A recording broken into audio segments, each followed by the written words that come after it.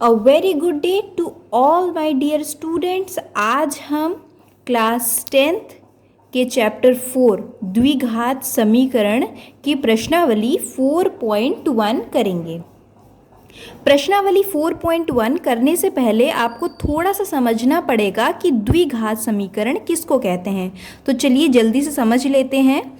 देखिए, द्विघात समीकरण जो होते हैं उसको हम किस रूप में व्यक्त करते हैं? उसको हम व्यक्त करते हैं ax² plus bx plus c equal to 0।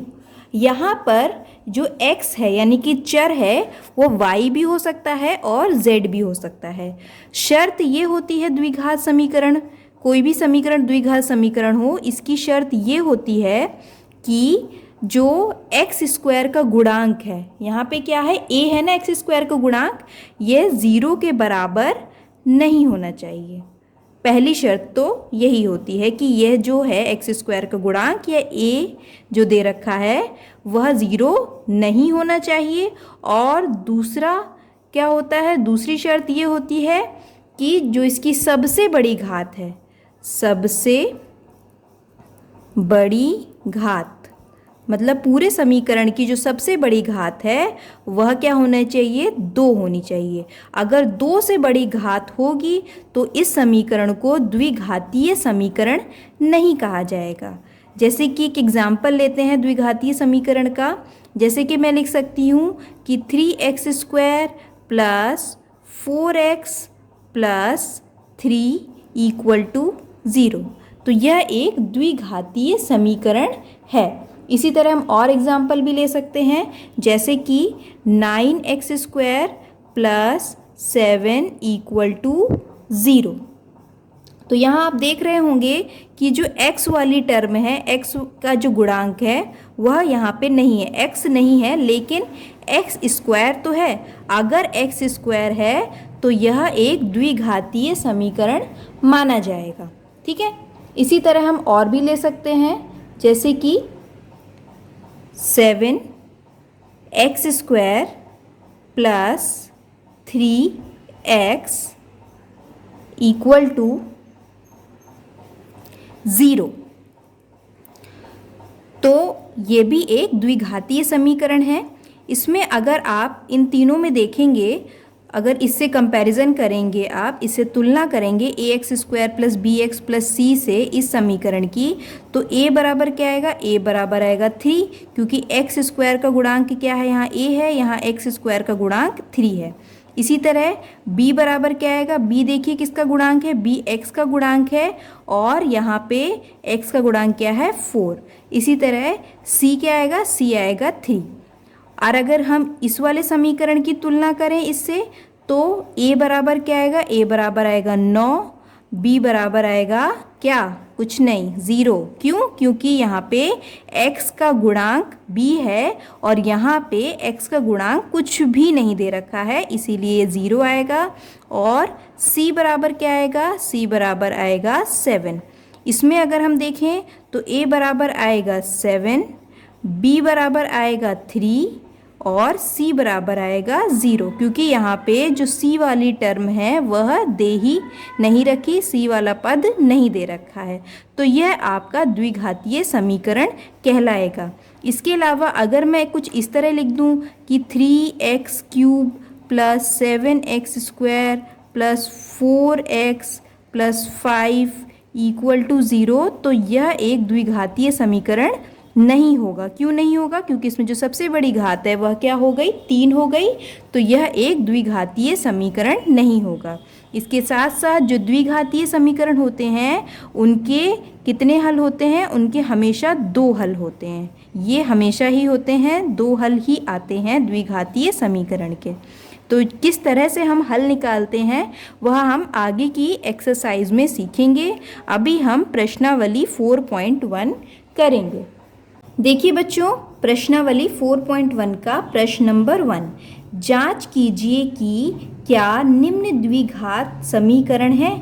यह आपको अलग अलग समीकरण दे रखे हैं, इसमें आपको बताना है कि यह द्विघात समीकरण है या नहीं। तो हम इसको सॉल्व करेंगे और सॉल्व करने पर अगर सबसे बड़ी घात जो है वह एक्स स्क्वायर आ रहा है यानी कि 2 आ रही है तो यह द्विघात समीकरण होगा, और अगर नहीं आ रहा है तो यह द्विघात समीकरण नहीं होगा। तो चलिए इसको सॉल्व करते हैं। पहला है x प्लस 1 का होल स्क्वायर, तो इसमें होल स्क्वायर का फॉर्मूला लगेगा a प्लस बी का होल स्क्वायर वाला फॉर्मूला लगेगा। तो देखिए बच्चों, हमने लिख दिया है a प्लस बी का whole square a square plus b square plus 2ab। इसमें हम लगा देते हैं तो ये आएगा एक्स स्क्वायर प्लस 1 का square plus 2 into A into B equal to, ये 2 का इसमें गुणा करेंगे 2x हो जाएगा और ये हो जाएगा -6, 2 3 ज़ा 6। अब इसको लिख देते हैं x square plus 1, 2x into 1 क्या हो जाएगा 2x हो जाएगा, और इधर भी है आपका 2x माइनस 6।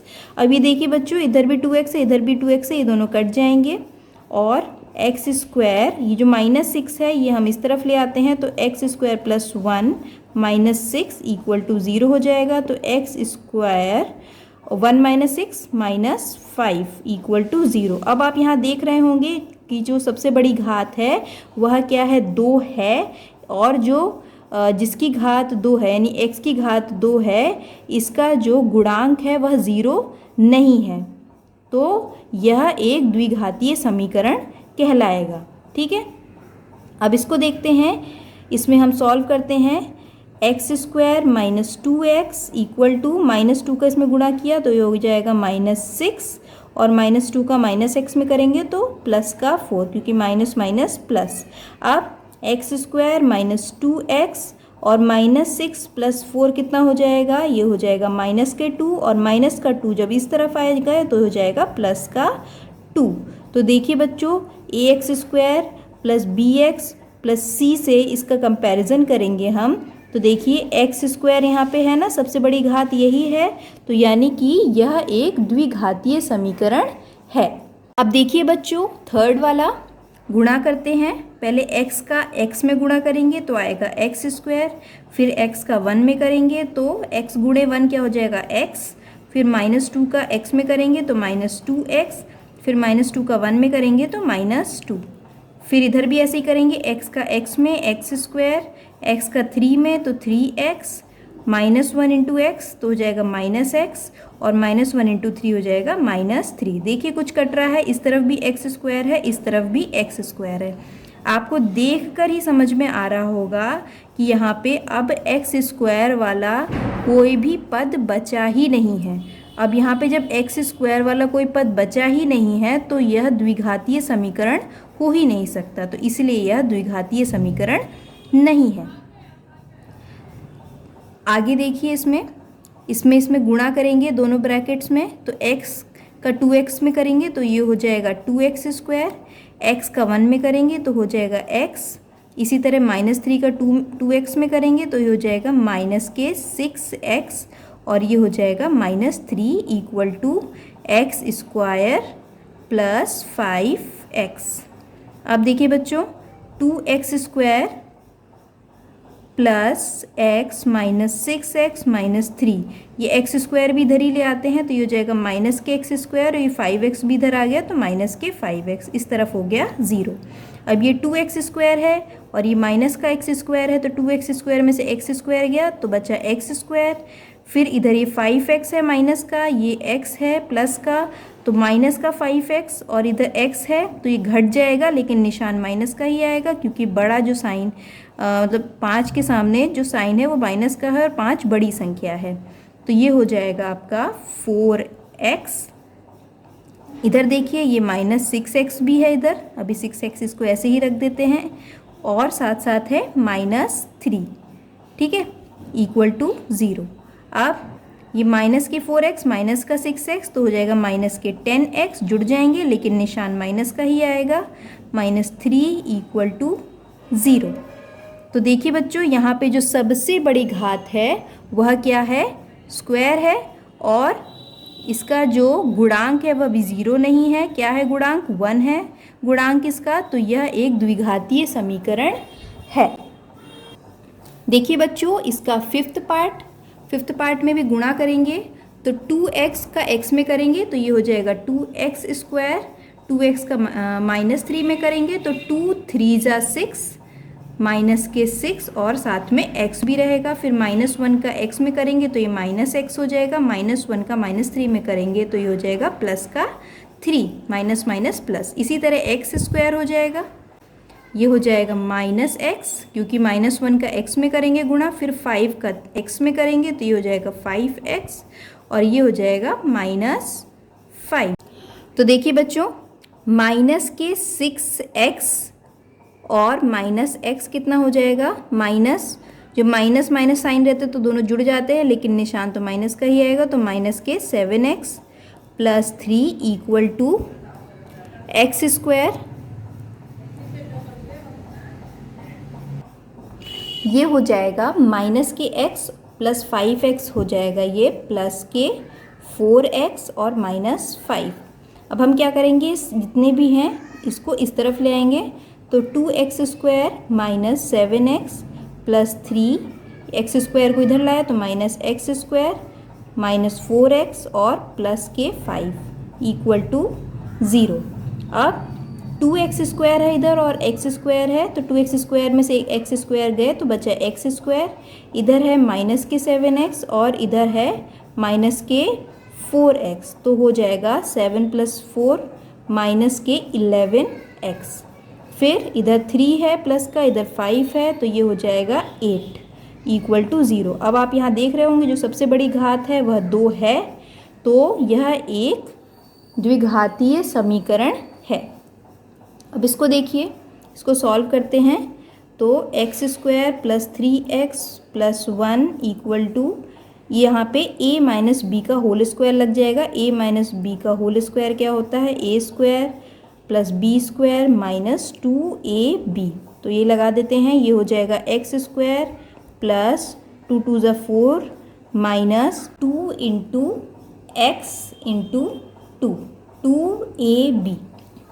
तो ये हो जाएगा x² + 3x + 1 और इधर x² + 4 -2 और 2 हो जाएगा के 4 और ये x।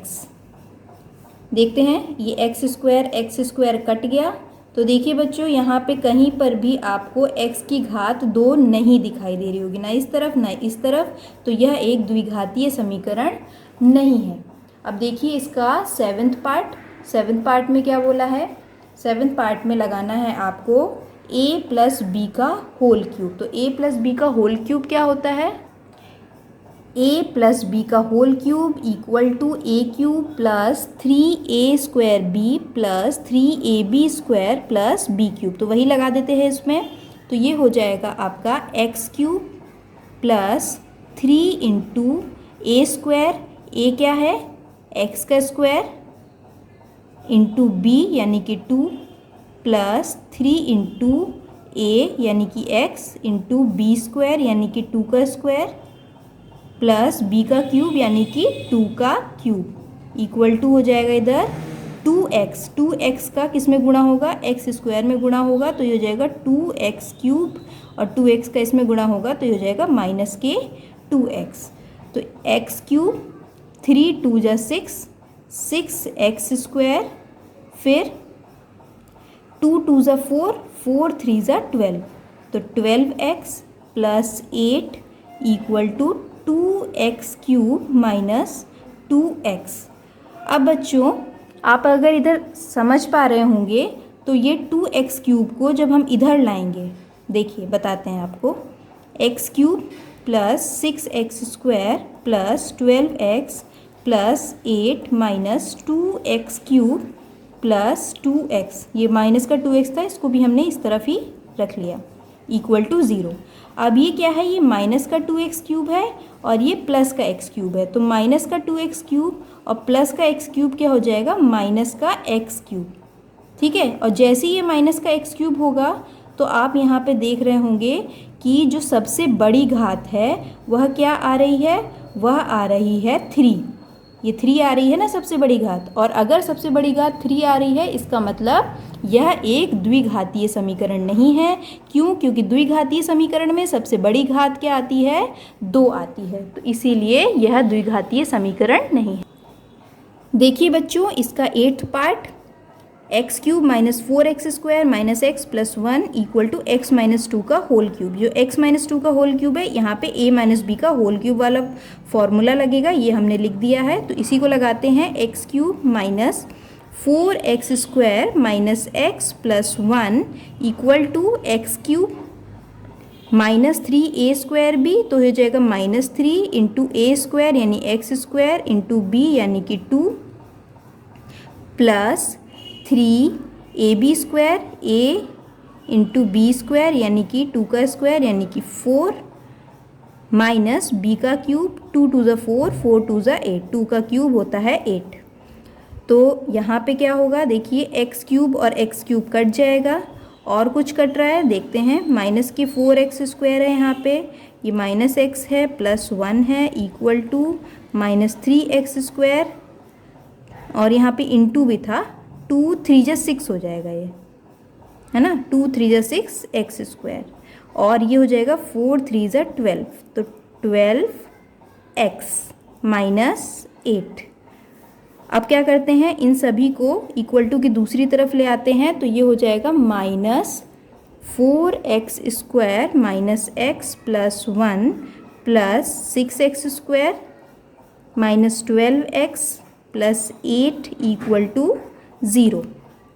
तो ये माइनस का 4x² है, ये 6x² है, तो ये हो जाएगा 2x², माइनस हो जाएगा ना, निशान तो प्लस ही का आएगा। उसके बाद ये माइनस का x है और ये माइनस का 12x है, तो ये हो जाएगा माइनस के 13x और ये है 1 और ये है 8, तो ये हो जाएगा 9 इक्वल टू 0। तो यहाँ देख रहे होंगे जो सबसे बड़ी घात है वो क्या है, 2 है, तो यानी कि यह एक द्विघातीय समीकरण होगा। देखिए बच्चों, प्रश्नावली 4.1 का प्रश्न नंबर 2, निम्न स्थितियों को द्विघात समीकरणों के रूप में निरूपित कीजिए। क्या लिखा है, एक आयताकार भूखंड का क्षेत्रफल 528 मीटर स्क्वायर है, क्षेत्र की लंबाई मीटरों में चौड़ाई के दुगने से 1 अधिक है, हमें भूखंड की लंबाई और चौड़ाई ज्ञात करनी है। तो देखिए बच्चों, इस तरह से एक आयताकार भूखंड है इस प्रकार से, और क्या कह रहा है, जो क्षेत्र की लंबाई है वह चौड़ाई के दुगने से 1 अधिक है, यानी कि अगर मैं चौड़ाई ले लूँ x तो लंबाई कितना बोल रहा है, दुगने से 1 अधिक, तो x का दुगना क्या होगा, x का दुगना होगा 2x और 1 अधिक भी है तो 2x प्लस 1, तो ये इसकी हो जाएगी लंबाई। तो यहाँ आप लिख लेंगे कि माना भूखंड की चौड़ाई बराबर x है, तो लंबाई बराबर कितना हो जाएगा, 2x प्लस 1, 2x प्लस 1। अब वह क्या कह रहा है, वह कह रहा है कि इसका जो क्षेत्रफल है वो 528 मीटर स्क्वायर है। तो क्षेत्रफल आपको पता है लंबाई इंटू चौड़ाई बराबर होता है क्षेत्रफल, मालूम ही है। तो लंबाई क्या है, x है, चौड़ाई क्या है 2x प्लस, सॉरी लंबाई जो है वह 2x प्लस 1 है और चौड़ाई जो है वह x है, दोनों को हम गुणा कर देंगे तो बराबर आ जाएगा 528। अब इसको गुणा कर देते हैं, 2x इंटू एक्स कितना हो जाएगा 2x² और x का गुणा जब 1 में करेंगे तो ये हो जाएगा x बराबर 528। तो ये हो जाएगा 2x² plus x minus 528 equal to 0। तो ये आपका जो द्विघात समीकरण है वह बन जाएगा। देखिए बच्चों, इसका सेकंड पार्ट, दो क्रमगत धनात्मक पूर्णांकों का गुणनफल 306 है, हमें पूर्णांकों को ज्ञात करना है। सबसे पहले धनात्मक क्या होता है, धनात्मक पता ही है आपको, पॉजिटिव, ठीक है, और पूर्णांक क्या होते हैं? पूर्णांक संख्याएं जो होती हैं 1 2 3 पूरी संख्याएं होती हैं वह पूर्णांक कहलाती हैं। और क्रमगत क्या होता है? क्रमगत का मतलब जो लगातार आती हैं, जैसे 1 2 3 4।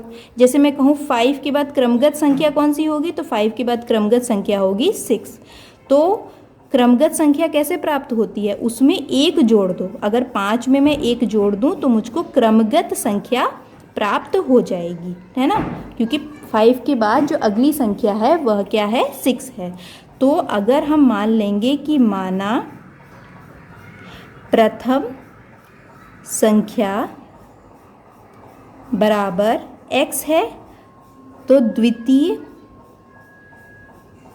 संख्या क्या हो जाएगी? x + 1, क्योंकि यह क्रमगत संख्या है। दो क्रमगत धनात्मक पूर्णांक हैं, तो एक x तो दूसरा x + 1, और दोनों का गुणनफल कितना बता रहा है? 306, यानी कि दोनों को गुणा करने पे आता है 306। तो x गुणे x + 1 बराबर हो जाएगा 306, यानी कि x² + x बराबर 306, या फिर हम इसको ऐसे भी लिख सकते हैं x² + x - 306 बराबर 0। तो ये जो है आपका द्विघात समीकरण बन गया। आते हैं थर्ड पार्ट पे। रोहन की माँ उससे 26 वर्ष बड़ी हैं। उनकी आयु का गुणनफल अब से 3 वर्ष पश्चात 360 हो जाएगा। हमें रोहन की वर्तमान आयु ज्ञात करनी है। तो सबसे पहले हम क्या करेंगे? हम मानेंगे कि माना रोहन की वर्तमान आयु बराबर x है, ठीक है। और आगे क्या लिखा है? रोहन की माँ उससे 26 वर्ष बड़ी हैं। तो अगर रोहन x वर्ष का है तो उसकी माँ की आयु क्या हो जाएगी? रोहन की माँ की वर्तमान आयु कितनी हो जाएगी? x + 26। क्यों? क्योंकि वह रोहन से 26 वर्ष बड़ी हैं। अब वह आगे क्या कह रहा है? आगे कह रहा है कि उनकी आयु का गुणनफल अब से 3 वर्ष पश्चात, तो 3 वर्ष पश्चात रोहन की आयु क्या हो जाएगी? रोहन की आयु 3 वर्ष पश्चात रोहन की आयु हो जाएगी x + 3। क्यों? क्योंकि आज वर्तमान में रोहन x वर्ष का है, तो 3 वर्ष बाद 3 साल और बड़ा हो जाएगा। जैसे आज मान लीजिए आप 10 वर्ष के हैं और हम पूछें कि 3 वर्ष बाद आप कितने वर्ष के हो जाएंगे, तो 10 में 3 जोड़ देंगे ना, तो आप 13 वर्ष के हो जाएंगे। इसी तरह से x + 3 कर दिया है।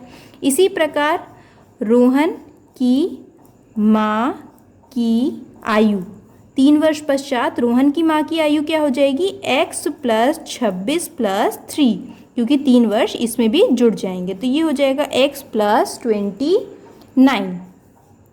अब क्या कह रहा है? अब कह रहा है कि उनकी आयु का गुणनफल अब से 3 वर्ष पश्चात 360 हो जाएगा, यानी कि x + 3 और x + 29 दोनों का जो गुणनफल है, गुणा है, वह कितना हो जाएगा? 360 हो जाएगा। तो यहाँ पे कर देते हैं x + 3 × x + 29 = हो जाएगा 360। तो कर देते हैं गुणा, तो ये हो जाएगा x² प्लस ये हो जाएगा x का गुणा 29 में करेंगे तो 29x प्लस 3x प्लस ये हो जाएगा 3 9 = 27, 3 2 = 6, 7 8 87 = 360। आगे x² प्लस 29 प्लस 3 हो जाएगा 32x प्लस 87 माइनस 360 = 0। तो ये हो जाएगा x² प्लस 32x और 87 में से 360 गए तो ये हो जाएगा माइनस के 273 = 0। तो ये आपका द्विघातीय समीकरण बन गया। देखिए बच्चों, इसका फोर्थ पार्ट। एक रेलगाड़ी 480 किलोमीटर की दूरी समान चाल से तय करती है।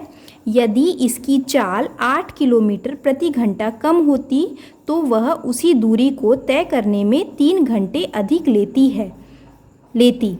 हमें रेलगाड़ी की चाल ज्ञात करनी है। तो पहली लाइन देखते हैं, सबसे पहले उसी के हिसाब से लिखेंगे हम।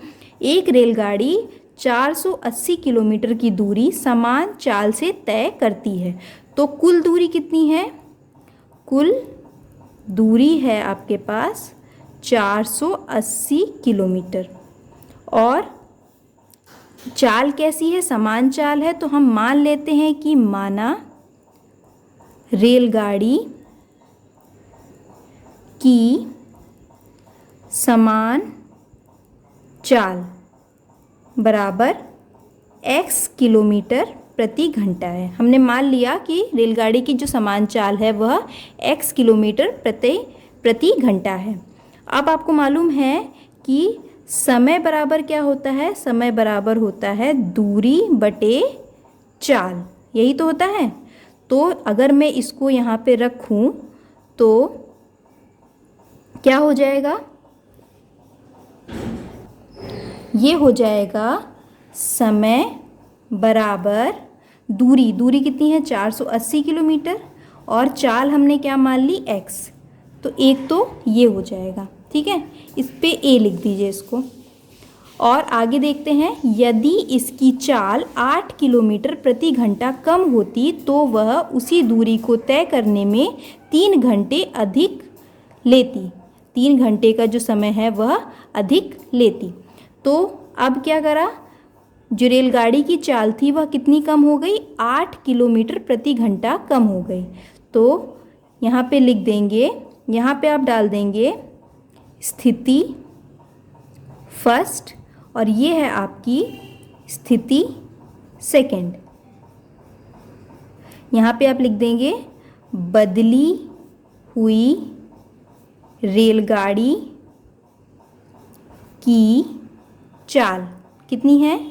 ये है आपकी, कितनी हो जाएगी? देखिए इसकी चाल 8 किलोमीटर प्रति घंटा कम होती है। तो जो उसकी समान चाल है वो x है, तो x में 8 किलोमीटर प्रति घंटा कम कर देंगे तो ये हो जाएगा x minus 8 kilometre per hour. तो ये हो जाएगी आपकी बदली हुई चाल। अब बच्चों समय बराबर क्या होता है? दूरी बटे चाल। तो दूरी तो कितनी है? दूरी तो उतनी ही है 480 किलोमीटर, क्योंकि यहाँ पे लिखा हुआ है कि यदि इसकी चाल 8 किलोमीटर प्रति घंटा कम होती है तो वह उसी दूरी को तय करने में, तो उसी दूरी को यानी कि 480 किलोमीटर।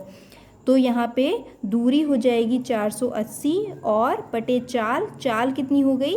x minus 8। अब थोड़ा सा आप यहाँ पे चेंज कर सकते हैं कि पहले जो समय लगा था उसको आप लिख दीजिए समय 1 और यहाँ पे जो समय लगा इसको लिख दीजिए समय 2। तो समय 1 और समय 2 दोनों में कितना फ़र्क था? 3 घंटे का फ़र्क था, लिखा है ना।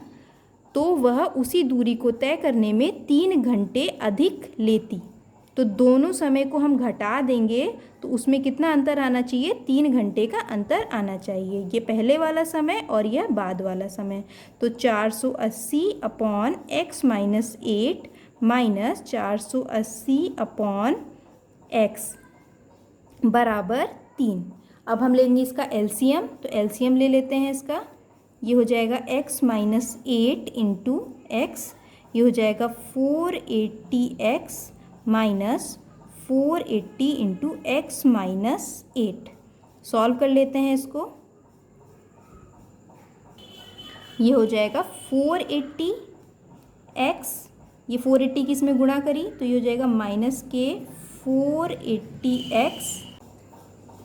480 का इसमें करेंगे माइनस 8 में तो ये हो जाएगा minus minus plus 3840 upon x square. Minus 8 का x में करेंगे तो माइनस 8x इक्वल टू 3। अब यहाँ कर लेते हैं सॉल्व। तो देखिए 480 x कट जाएगा, यहाँ क्या बचेगा?